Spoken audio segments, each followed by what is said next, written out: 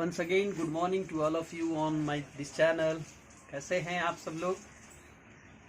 कल मैंने एक वीडियो आप लोगों को दिया था इंडियन लेजिस्लेटिव सिस्टम के ऊपर, तो आशा करता हूँ उससे आपको कुछ फ़ायदे ज़रूर हुए होंगे। क्योंकि शुरू मैंने भी वीडियो बनाना शुरू किया है, इसलिए आपका जो इंटरेस्ट है वो पूरा तरह से हमें पता नहीं चल पा रहा है, लेकिन मैं अपने साइड से उन सारे एंगल्स पे सोचने के बाद, उन सारी चीज़ों को जानने के बाद एज ए टीचर मैंने वर्क किया है, तो मुझे पता चलता था कि जिस चीज़ों में बच्चों को ज़्यादा तकलीफ हो रही थी वो चीज़ों को मैंने स्पेशली शूट करना शुरू किया है, ताकि बच्चों को उससे कुछ फ़ायदे हो सके। बेसिक जानकारी की चीज़ों को जो आप नहीं समझ पाते हैं क्लासरूम में, मैंने देखा है, उन सारी चीज़ों को मैंने उठाया है जो 6, 7, 8, 9 और 10 के बच्चों के लिए काफ़ी इंपॉर्टेंट है। तो चलिए आज समय को बर्बाद न करते हुए let's start the today's work.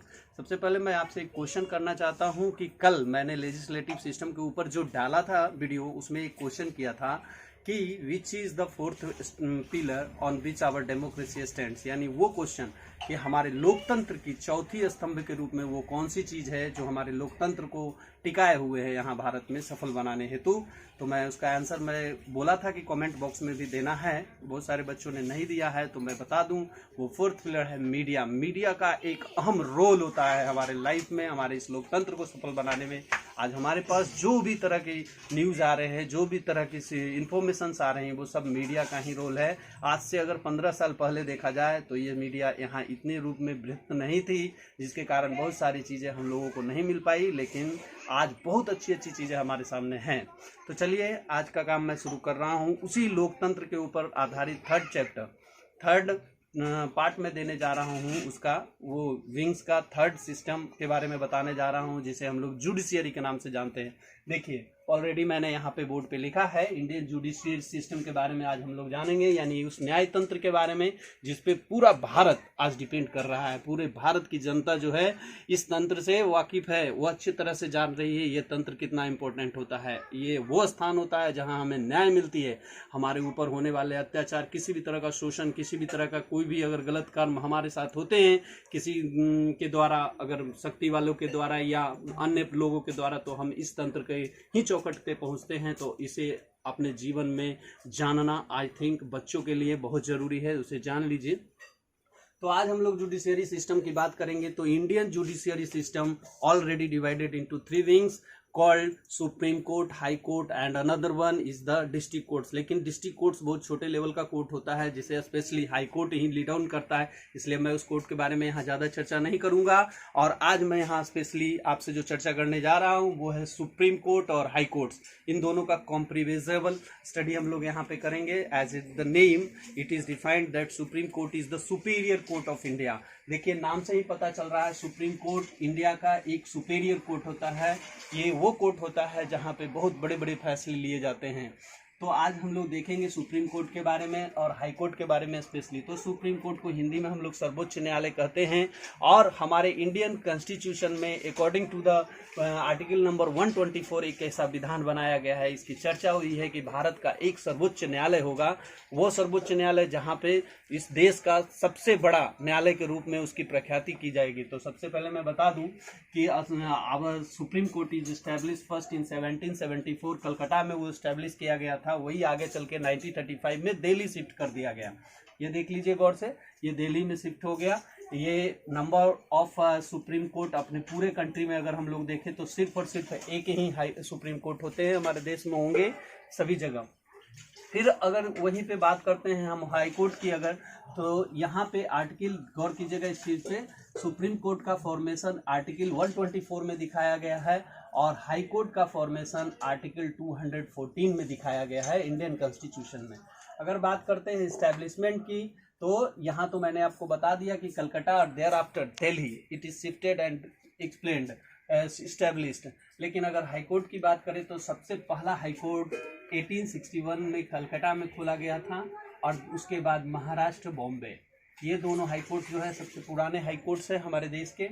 अब बात करते हैं हम लोग जजेस के ऊपर। तो ऑलरेडी सुप्रीम कोर्ट में नंबर ऑफ जजेस, हमारे कॉन्स्टिट्यूशन में ये बात लिखी हुई है कि अधिकतम जो हैं जजेस की संख्या हो सकती है सुप्रीम कोर्ट में 31, जिसमें 30 न्यायाधीश और एक CJI यानी चीफ जस्टिस ऑफ इंडिया, यानी कि हम लोग उन्हें कह सकते हैं मुख्य न्यायाधीश भारत के वो होंगे, तो ये टोटल मिला के 31 जजेस होंगे सुप्रीम कोर्ट में। लेकिन वहीं पे अगर हम हाई कोर्ट की बात करें तो हमारे कॉन्स्टिट्यूशन में ये चीज़ें नहीं बताई गई है, कि नहीं फिक्स की गई है कि नंबर ऑफ जजेस कितने होंगे हाई कोर्ट्स में। इसीलिए कहीं पे ज़्यादा जजेस हैं, कहीं पे कम जजेस हैं। अगर बात करें हम लोग पूरे भारत में मैक्सिमम नंबर ऑफ जजेस किस कोर्ट में हैं, तो वो इलाहाबाद हाई कोर्ट में है। वहाँ पे टोटल नंबर ऑफ जजेस जो हैं 160 है। देखिए गौर कीजिए इस बात को, 160 जजेस बहुत बड़ी संख्या होती है स्टूडेंट्स। ये सब जजेस ही 160 है, तो सोच के देखिए, क्योंकि इलाहाबाद जो है यूपी को कंस्ट्रक्ट करता है, इसलिए यूपी बहुत बड़ा है, इसलिए वहाँ नंबर ऑफ जजेस ज़्यादा हैं। तो ये बात आप बिल्कुल जान लीजिए कि नंबर ऑफ जजेस in Supreme Court is fixed in the constitution, it is written, but number of judges cannot be fixed in the by the constitution, है ना। तो इसे याद रखिएगा, इसीलिए मैं यहाँ नॉट एप्लीकेबल लिख दिया हूँ। और आगे अगर हम लोग बात करते हैं इनके जजेस के रिटायरमेंट की, तो इनके जो जज सुप्रीम कोर्ट के जो जज होते हैं आफ्टर ऑल 65 ईयर्स के बाद वो रिटायर्ड हो जाते हैं। जी हाँ बिल्कुल, 65 ईयर्स के बाद वो रिटायर हो जाते हैं। लेकिन हाई कोर्ट्स के जो जज होते हैं वो 62 ईयर्स के बाद रिटायर होते हैं। देखिएगा गौर से इन सब चीज़ों को। अगर आप आगे चलते हैं नेक्स्ट पॉइंट की ओर, अपॉइंटमेंट की ओर, तो जो भी जजेस जिसमें होते हैं सुप्रीम कोर्ट में, उनको अपॉइंट्स कौन करता है? प्रेसिडेंट। एज प्रीवियस जिस तरह से यहाँ प्रेसिडेंट करते हैं, यहाँ पे भी प्रेसिडेंट के द्वारा ही जजेस की नियुक्ति की जाती है। अब बात करते हैं इन जजेस को, जैसे सीजीआई हो या कोई और न्यायाधीश हो, उन अन्य न्यायाधीश हो या मुख्य न्यायाधीश हो, उन सबको हटाने की रिमूवल प्रैक्टिस की अगर बात करें, रिमूवल प्रोसेस की बात करें, तो वो क्या है? तो ये थ्रू इम्पीचमेंट। इम्पीचमेंट का अर्थ होता है महाभियोग। यहाँ पे भी वही सिस्टम है रिमूवल प्रोसेस के लिए, इम्पीचमेंट, यानी इनके जजेस को हटाने के लिए एक इम्पीचमेंट का सहारा लिया जाता है, जिसे महाभियोग करते हैं। ये महाभियोग क्या होता है उसकी चर्चा में मैं थोड़ा सा यहाँ से कर देना चाहता हूँ। ये महाभियोग वो भियोग होता है, वो नियम होता है जिसके द्वारा इनके ऊपर आरोप लगाए जाते हैं और उन आरोपों को पहले लोकसभा में पास करवाया जाता है, वहां पर बहुमत सिद्ध किया जाता है। उसके उपरांत राज्यसभा में, और thereafter they can be remove by their post. अगर ये बात सिद्ध हो जाती है, उनके ऊपर लगे हुए आरोप अगर सिद्ध हो जाते हैं और मेजोरिटी उसे पास कर देती है, तो इन्हें अपना पोस्ट छोड़ना होगा। लेकिन जहां तक मेरा अनुभव अभी तक का नॉलेज है, भारत के प्रेसिडेंट का भी वही प्रोसेस है रिमूवल का। लेकिन ना ही प्रेसिडेंट आज तक की हिस्ट्री में कभी इम्पीचमेंट के द्वारा हटाए जा सके हैं, उसी तरह से ये भी है। आगे हम लोग बात करते हैं number of supreme court. Already मैंने बताया है कि एक ही सुप्रीम कोर्ट होगा पूरे देश में। लेकिन अगर बात करते हैं हम लोग हाई कोर्ट्स की, तो देखिए हाँ मैंने छोटे छोटे अक्षरों में लिख दिया है ताकि आपको सुविधा हो, इसे उतार लीजिएगा। Number of high Courts in India अभी 24 है। देखिए थोड़ा सा क्वेश्चन आपके माइंड में ये आ रहा होगा कि जब सारे स्टेट्स में एक हाई कोर्ट्स बनाया जाएगा, तो हमारे यहाँ तो 29 स्टेट्स हैं, तो ये नंबर ऑफ हाई कोर्ट्स 24 ही क्यों है?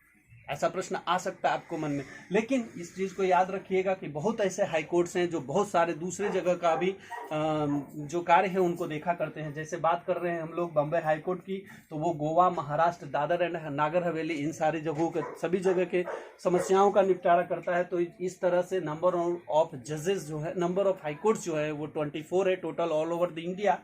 आगे बात करते हैं, अब अगली बार हम लोग देखते हैं क्वालिफिकेशन के बारे में कि क्या भी what is the qualification to be a judge in another systems and other courts। तो यहाँ पे बात कर रहे हैं हम लोग क्वालिफिकेशन की। सुप्रीम कोर्ट का अगर हमें जज बनना हो या किसी को बनना हो, तो उसके लिए क्या अर्हता यानी कि क्वालिफिकेशन होनी चाहिए। तो देखिए सबसे पहले बात कर रहे हैं हम लोग कि फर्स्ट रिक्वायरमेंट जो है वो है सिटीजन ऑफ इंडिया। उन्हें भारत का नागरिक होना होगा जो इस पोस्ट के लिए अप्लाई करना चाहते हैं। उसी टाइप से हाई कोर्ट के लिए भी सिटीजन ऑफ इंडिया, वो भी फर्स्ट रिक्वायरमेंट है, मस्ट रिक्वायरमेंट है।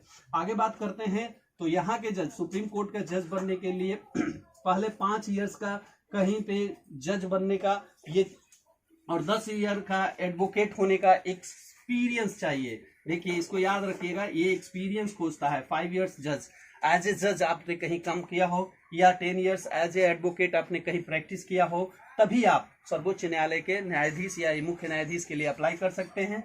और यहाँ पे अगर देखा जाए हाई कोर्ट्स के जज के लिए रिक्वायरमेंट की बात करें, तो वहाँ पे 10 ईयर जज, 10 ईयर्स का और 10 ईयर्स एडवोकेट, जज एंड एडवोकेट का एक्सपीरियंस खोजता है। अब देखिए जाहिर सी बात है, आप सोच रहे होंगे कि 5 साल जज के रूप में और 10 साल एडवोकेट के रूप में कहाँ किस कोर्ट में करना है यहाँ पे एक्सपीरियंस। तो देखिए, अगर सुप्रीम कोर्ट के लिए आप अप्लाई करते हैं या आप उसके रिक्वायरमेंट क्वालिफिकेशन की बात करते हैं, तो ये 5 ईयर का जज के रूप में और 10 ईयर का एडवोकेट के रूप में एक्सपीरियंस आपको कहाँ खोजना होगा? हाई कोर्ट्स में। लेकिन अगर बात करते हैं हाई कोर्ट के जजों की अहर्ताओं के लिए, तो ये 10 वर्ष का जज के रूप में और 10 ईयर्स का एडवोकेट के रूप में एक्सपीरियंस जो है वो कहाँ खोजा जाएगा? तो डिस्ट्रिक्ट जज में, डिस्ट्रिक्ट कोर्ट्स में। याद रखिएगा इस बात को, डिस्ट्रिक्ट कोर्ट में ये एक्सपीरियंस आपको बजाने होते हैं और यहाँ पे आपको हाई कोर्ट्स में ये एक्सपीरियंस बजाने होते हैं। उसके बाद ही आप यहाँ पे या यहाँ पे अप्लाई कर सकते हैं।